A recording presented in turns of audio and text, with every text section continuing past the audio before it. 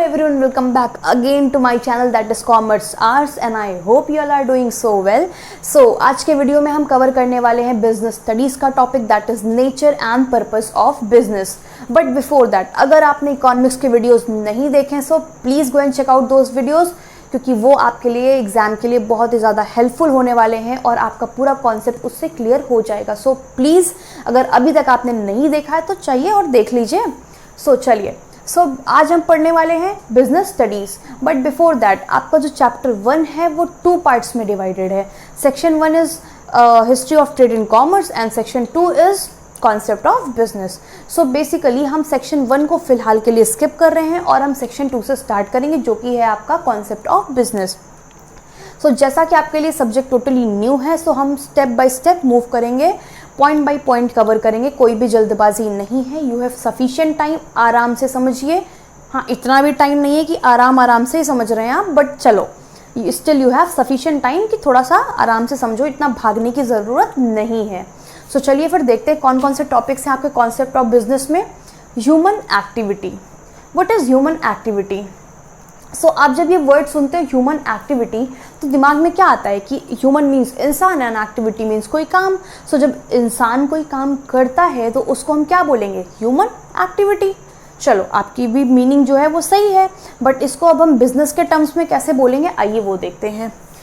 Different activities which are performed by human beings for the satisfaction of their needs are called human activities. अलग अलग तरह की activities जो इंसान perform करता है अपनी नीड्स को सेटिस्फाई करने के लिए, अपनी ज़रूरतों को संतुष्ट करने के लिए, उसको हम बोलेंगे ह्यूमन एक्टिविटीज़. अब हमारी जो ज़रूरतें हैं वो मॉनेटरी टर्म्स में भी हो सकती हैं और साइकोलॉजिकल टर्म्स में भी हो सकती हैं, है ना.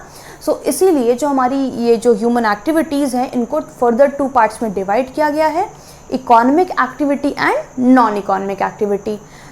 अगर हम शॉर्ट में देखें तो इकोनॉमिक एक्टिविटी क्या होती है? ऐसी एक्टिविटीज़ जो पैसा कमाने के मोटिव से की जाती हैं, ठीक है ना. ऐसी एक्टिविटीज़ जिसमें इसका जो मोटिव होता है वो क्या होता है? Earning money. और ऐसी एक्टिविटीज़ जो पैसा कमाने के मोटिव से नहीं की जाती हैं, वो सिर्फ सोशल मोटिव से या फिर साइकोलॉजिकल सेटिस्फैक्शन के लिए की जाती हैं, उनको हम बोलते हैं नॉन इकोनॉमिक एक्टिविटी. इसको हम डिफ्रेंसिएशन के फॉर्म में पढ़ेंगे, जिससे आपको बहुत ही ज़्यादा अच्छे से समझ में आ जाए और कोई भी कन्फ्यूजन ना रहे इस टॉपिक में. चलिए फिर शुरू करते हैं. Economic activity. Now what is the motive of economic activity? Earning money. जो इकोनॉमिक एक्टिविटी का मोटिव है वो क्या है? पैसे कमाना, अर्न करना, मनी, ठीक है ना. And what is the economic of what is the motive of non economic activity? Social motive और साइकोलॉजिकल सेटिस्फैक्शन, ठीक है ना. चलो भाई, सेकंड क्या है? एक्सपेक्टेशंस क्या होती हैं हमारी इकोनॉमिक एक्टिविटी से? Money income is expected. जब हम ये सारी एक्टिविटीज़ करते हैं तो हम ये एक्सपेक्ट करते हैं कि हमें इससे क्या मिलेगा? पैसे मिलेंगे. और जब हम नॉन इकोनॉमिक एक्टिविटी करते हैं तो क्या होता है भाई? Money income is not expected. ये हम पैसों के लिए नहीं करते हैं, ये अपने सिर्फ साइकोलॉजिकल सेटिस्फैक्शन के लिए करते हैं. चलो भाई, third one is what? Creation of wealth. इसका पर्पस क्या है? Creation of wealth. पैसे ही पैसे होंगे, हम बिजनेस करेंगे, एम्प्लॉयमेंट करेंगे, है ना, हम जॉब करेंगे, हम प्रोफेशन में जाएंगे, क्या होगा? पैसे ही पैसे होंगे भाई, है ना. इसका जो पर्पस है वो क्या है? Creation of wealth. और जो नॉन इकोनॉमिक एक्टिविटी का पर्पस है वो है सिर्फ और सिर्फ साइकोलॉजिकल सेटिस्फैक्शन, ठीक है. नाउ आउटकम या फिर रिजल्ट क्या है इसका? Production of goods and services. इसका इकोनॉमिक एक्टिविटी का क्या है भाई outcome? Production of goods and services. और नॉन इकोनॉमिक एक्टिविटी का आउटकम है मेंटल सेटिस्फैक्शन और पर्सन हु अंडरटेक्स देम, ठीक है ना. जो भी इंसान ये एक्टिविटी परफॉर्म करता है उसका मेंटल सेटिस्फैक्शन, ठीक है. चलो भाई, अब ये जो मेजरमेंट है इसका मतलब क्या है? कि जो इकोनॉमिक एक्टिविटीज़ हैं वो क्या होती हैं? ऐसी एक्टिविटीज़ जो हम पैसे कमाने के लिए करते हैं. उसका मोटिव क्या होगा? मनी, है ना. Motive is what? Earning money. इसको इसलिए हम पैसे के टर्म्स में मेजर कर सकते हैं. और जो नॉन इकोनॉमिक एक्टिविटी है वो पूरा साइकोलॉजिकल सेटिस्फैक्शन पे बेस्ड है, तो इसलिए उसको हम पैसों में, मॉनेटरी टर्म्स में उसको मेजर नहीं कर सकते, पैसों में मेजर नहीं कर सकते. क्या आप मंदिर जाते हो और घर आके ये बोलते हो कि आज तो मुझे 50 रुपये का सेटिस्फैक्शन मिला? ऐसा नहीं बोलते हो ना. सो इसको हम पैसों के टर्म्स में मेजर नहीं कर सकते हैं। सो ये तो आपका हो गया कि what are economic activity and what are non economic activity. अब हम देखते हैं कि इकोनॉमिक और नॉन इकोनॉमिक एक्टिविटी फर्दर कितने पार्ट्स में डिवाइडेड है। सो चलो फिर देखते हैं भाई। बिजनेस, प्रोफेशन एंड एम्प्लॉयमेंट जो आपकी इकोनॉमिक एक्टिविटी है वो फर्दर 3 पार्ट्स में डिवाइडेड है। कौन कौन सी? Business, profession and employment. हम कहाँ कहाँ से पैसे जनरेट कर सकते हैं? 3 एक्टिविटीज़ करके। या तो हम बिजनेस कर सकते हैं जहाँ से हमें क्या मिलेगा? प्रॉफिट मिलेगा। या फिर हम प्रोफेशन में जा सकते हैं, प्रोफेशन अडॉप्ट कर सकते हैं जहाँ से हमें प्रोफेशनल फीस मिलेगी। या फिर हम एम्प्लॉयमेंट मतलब किसी के अंडर में जॉब कर सकते हैं जहाँ से हमें सैलरी मिलेगी। अब बहुत से लोगों के दिमाग में प्रॉफिट। सो बेटा प्रॉफिट और रेवेन्यू 2 चीज़ें हैं। प्रॉफिट और रेवेन्यू, ये रेवेन्यू और प्रॉफिट दोनों अलग अलग टर्म्स हैं, इसमें कंफ्यूज बिल्कुल भी मत होइएगा। अब ये दोनों अलग कैसे हैं, डिफरेंट कैसे हैं वो मैं बता दूं। जैसे लेट सपोज आप 10 रुपीज़ की पेन लेके आए, ठीक है ना, आपकी शॉप है, आपने क्या किया, 10 रुपीज़ की आप पेन लेकर के आए, फिर आपने इसको फर्दर सेल किया, आगे बेचा। आपने आगे बेचा तो आपने उसमें अपना 2 रुपये प्रॉफिट ऐड कर लिया। सो आपने कितने में बेचा उसको? 12 रुपीज़ में बेचा। सो बेसिकली ये जो 12 रुपीज़ है ये क्या है? That is revenue.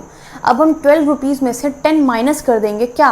Cost of pain. तो जो 2 रुपीज़ बचेगा वो आपका प्रॉफिट होगा, ठीक है। सो बिजनेस से हमें क्या मिलता है? प्रॉफिट मिलता है।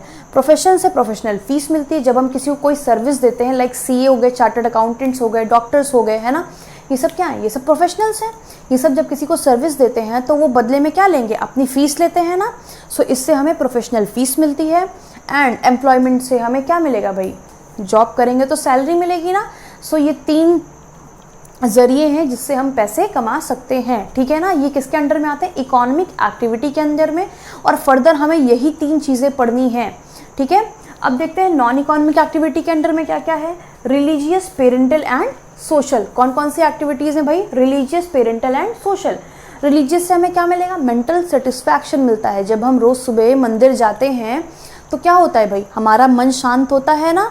सो इससे हमें क्या मिल रहा है? Mental satisfaction. Parental, it is out of love and affection. Mummy हमारे लिए कोई काम करती हैं तो किस लिए करती हैं? इसलिए नहीं करती ना कि हमें उन्हें पैसे दे रहे हैं, इसलिए करती हैं because she loves her, she loves अस ना, वो हमें प्यार करती है इसलिए करती हैं। सो पेरेंटल क्या होगा बेटा? It is just out of love and affection. और सोशल में क्या है? Sympathy for people. सो चलो अब मैं आपको एग्जाम्पल देती हूँ इकोनॉमिक एक्टिविटी का और नॉन इकोनॉमिक एक्टिविटी का। इकोनॉमिक एक्टिविटी क्या है भाई? ऐसी एक्टिविटी जो हम पैसे कमाने के लिए करते हैं। तो आप इसमें बहुत सारी एक्टिविटीज़ ले सकते हो। लाइक आप शॉप पे बैठते हो, है ना, लेट सपोज कोई शॉप पे बैठता है तो वो भी पैसे कमाने के लिए बैठ रहा है। सो वो भी आपकी इकोनॉमिक एक्टिविटी में आ गया, है ना। अभी कोई जॉब कर रहा है तो वो भी इकोनॉमिक एक्टिविटी में आ गया, वो भी पैसे कमाने के लिए ही कर रहा है। अभी मान लीजिए कि कोई किसी प्रोफेशन में है तो क्या है भाई? वो भी इकोनॉमिक एक्टिविटी है, पैसे कमाने के लिए लोग प्रोफेशन में जाते हैं। कहते हैं ना, अरे इस वाले में बहुत स्कोप है, इसमें बढ़िया पैसा है, इसमें जाओ, है ना। सो नाउ लेट सपोज कि आपने एक मेड रखी, ठीक है ना, वो आपके लिए सारे काम कर रही है, लाइक खाना बना रही है, कपड़े धुल रही है, आपके घर के सारे साफ़ सफाई कर रही है, वो सब कुछ कर रही है।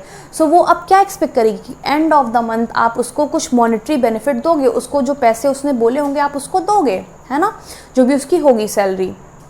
और वहीं बगल आपके जो घर वाले हैं वो आपके लिए अगर यही सारे काम करते हैं तो वो कुछ भी मॉनिटरी बेनिफिट आपसे एक्सपेक्ट नहीं करते हैं। That is just out of love and affection. So first जो केस है जहाँ पे मेड काम कर रही है मॉनिटरी बेनिफिट के लिए, वो इकोनॉमिक एक्टिविटी है। और जो सेकंड केस है जिसमें आपके जो घर वाले हैं वो सिर्फ और सिर्फ लव और अफेक्शन में काम कर रहे हैं, वो आपकी नॉन इकोनॉमिक एक्टिविटी है। सो फिलहाल के लिए बस इतना ही। अभी आप इतनी सारी चीज़ों को अच्छे से रिवाइज कर लीजिए, पढ़ लीजिए एंड बुक से एक बार रीड ज़रूर कर लीजिएगा, ठीक है ना, जैसे कि कोई भी पॉइंट मिस ना हो। और अगर आपको कोई भी क्वेरी है रिलेटेड टू दिस टॉपिक, आप कमेंट सेक्शन में आप कमेंट करके बताइए, आपको उसका रिप्लाई ज़रूर मिलेगा। एंड नेक्स्ट वीडियो में हम कवर करेंगे बिजनेस, एम्प्लॉयमेंट एंड प्रोफेशन की मीनिंग और उसके differentiation. So thank you everyone, फिलहाल के लिए इतना ही, पढ़ते रहिए।